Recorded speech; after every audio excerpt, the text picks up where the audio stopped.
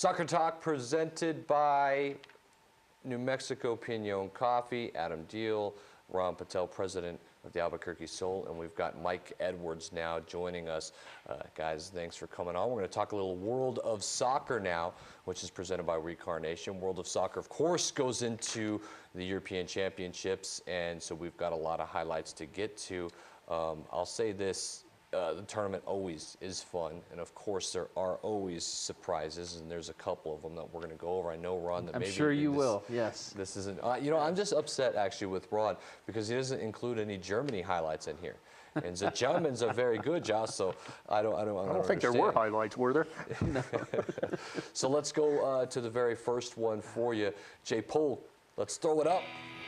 What do we got? France versus Ireland, which Ireland, you know, they start things off with a little bit of fortune, and I don't know if that's a penalty kick or not, especially in France. Definitely not home cooking. Yeah, so it's never a penalty with the home team. Robbie Brady's going to put it home, and it's 1-0 Ireland, and they go in the half with the lead until Griezmann came to play. Check out the head into the side netting, beautiful finish, and all of a sudden it's 1-1, and kind of from here you could feel where it's going to go, am I right? Yeah, the tide turned, and the French crowd got behind him. Nice little header there, and Griezmann gives him the win with that. So Griezmann finishes it 2-1, a red card a little bit after that by Ireland, and so the hosts, France, move on to the next round. Really no surprise. It would have been a monster shock, Mike, right, if Ireland gets the win there. In this event, I can't pick against the home team. You know, if you're in Ukraine or someplace like that, but man, I would not put my money on anybody but France in this event.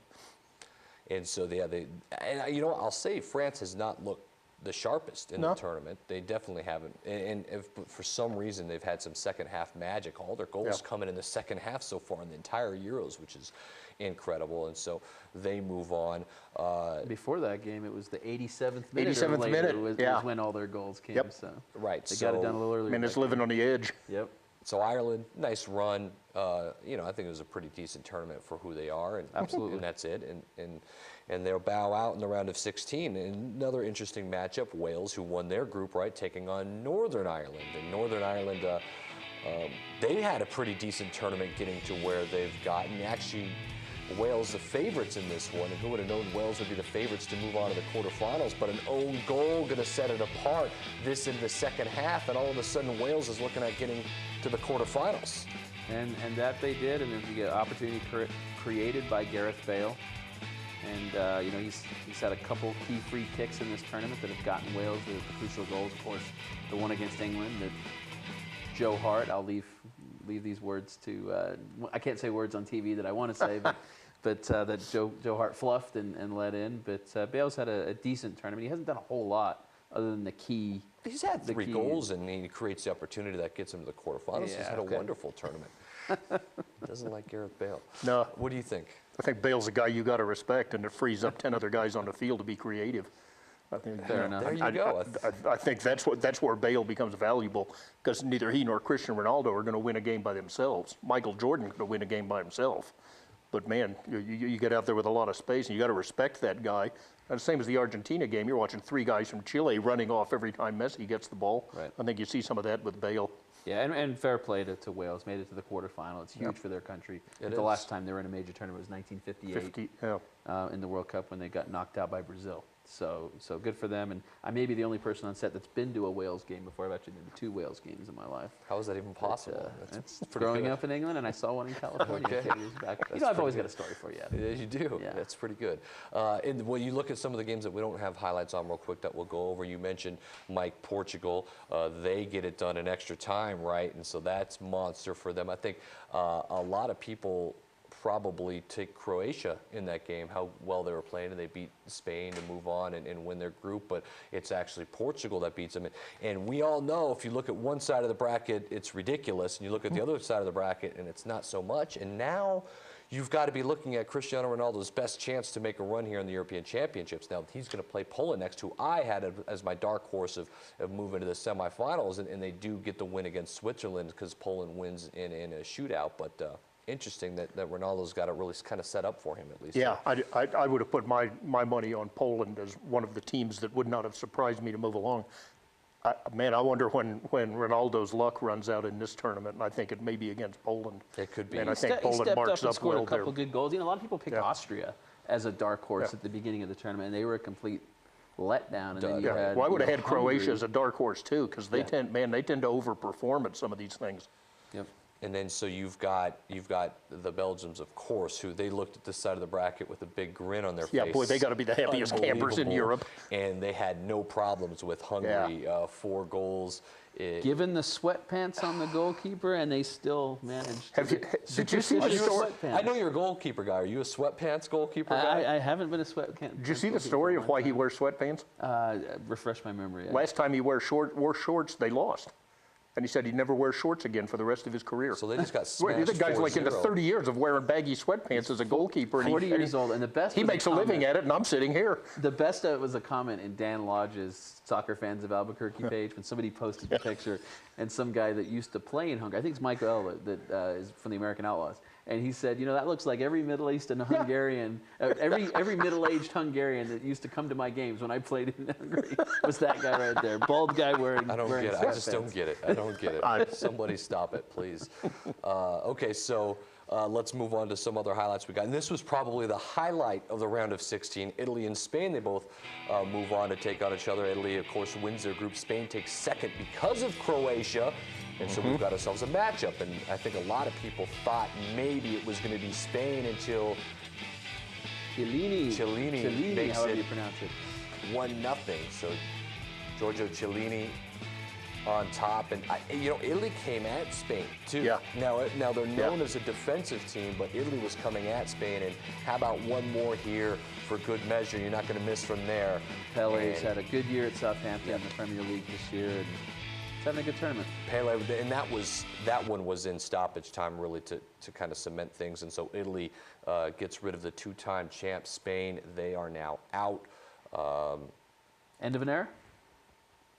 Yes, I think for so. now. I think so. I mean, they didn't perform well in the World Cup, the last World Cup. Yeah. This is obviously well below Spain's standards to finish like this. I think it's an end of an era for sure. Yeah, I think Del Bosque walks away. Yeah, and just start but, over. You know, what a reign! I mean, what my a God. fantastic reign! I mean, they had won obviously 2 Euros and a World Cup. 2 Euros, and then they also won the tournaments. Oh, the made-up tournament. before the Confederations World Cup? The Confederation, Cup, well, yeah. the Confederation Cup is Yep. still something. So I mean, you know, they were winning major tournaments. I guess considered a major tournament. You don't like When the U.S. Confederation wins it, that's a major tournament for us. You When don't like Spain anything wins but it, the it's World just Cup and another Euro Cup. event. I mean, come on. Yeah, I'm an England fan. I'm sure we're going to get to this, so let's get it over with. Okay, so one more highlights to go. We saved the best for last, right? So let's get to it. England versus Iceland, the mismatch, right? Of course, you've got Larry on set, jumping up and down He with his is. Iceland jersey on. Everything's going well, though. Raheem Sterling, who had an absolutely garbage tournament, somehow pulls out a penalty kick, and England went up 1-0 there. Just missed the highlight. Wayne Rooney makes it 1-0, and then all of a sudden And the Iceland. best example of how not to mark a player. Yeah, you know, I'll just let you go here. You continue on. Sounds like an And angry then- man. And then we just have 5 people standing around, and Joe Hart says, don't worry all the goalkeeper drills we do. These just get knocked in the back of the net. So Yeah. 2-1, all the goals were in the first 18 minutes of the game, and Iceland pulls off. I'm not going to say a miracle. Everyone's calling it one of the biggest upsets. I don't think so. For one, football's football. This could happen on any given day with anybody. So I don't Yeah, think it's one of the biggest upsets. For two, Iceland, they get second in their group and qualify for the round of 16. They had to qualify for the Euros. I mean, they qualify over Holland. I don't think this is one of the greatest upsets that we've seen. Nope. Is it an upset? Yes. And I'm going to get into what I think about England and maybe what English fans need to hear, and maybe not. But I'm going to get into that in just a second. But first, we have the Icelandic, is that how you say? Icelandic Iceland. commentary from this game. It's amazing, so you got to hear it. Let's take a look at this. Oh, this is fantastic. I can only help but laugh at this.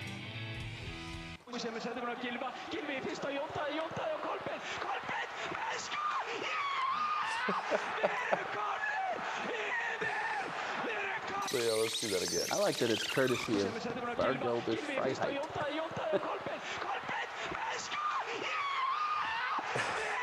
I guess now you know what would happen if Andres Cantor was from Iceland. There you have it, right? I mean, And they have some YouTube videos of that Yeah. guy in the booth Yeah. and just jumping up, and then the final whistle goes, and it's great. I mean, look, people are disrespecting Iceland when they say this was the biggest upset of all time. And Yes. again, no excuses. England was absolute garbage. I sat with my good friend Josh Groves, who's on set today watching this game, and my not so good friend Larry Espinoza, who just laughed at us the Your whole time. former friend. And I think I made a comment in about the 65th minute. I said, if England keeps playing this way, I'm going to start cheering for Iceland. And about 2 minutes later, Steve McManaman, who had the call with Ian Dark on ESPN, started saying, I think half the English fans are starting to cheer for Iceland. Yes, I remember when he said that. It was miserable. It was just, there was no guts, no pride, no courage. It's a complete embarrassment. However, I respect the Icelandic team. Their fans were terrific. They had a game plan. They executed it. And good luck to them the rest we're of the time. talking World of Soccer right now. It's brought to you by Recarnation. This is my take, and I agree. Scott Van Pelt is not a soccer guy at all, No. but I heard him have a take, and I thought it was genius because I think it's true. And I don't think anybody from England or any English fan would like to hear it, but I think England holds themselves in a higher standard than what they really are, especially in the last 30 years. I don't think that they're the dominant force that they think they are. And he compared it to, I think, maybe like a Notre Dame fan here. Notre Dame thinks they're the most relevant thing around when, in fact, they're a second level, been a while. they're a second tier, okay? And I think that's where England is right now. I think the expectation of what England should do each and every tournament is not reality. Do you think maybe that's accurate? England's professional league betrays them. There is no connection when you've got Arsenal starting 11 foreign players.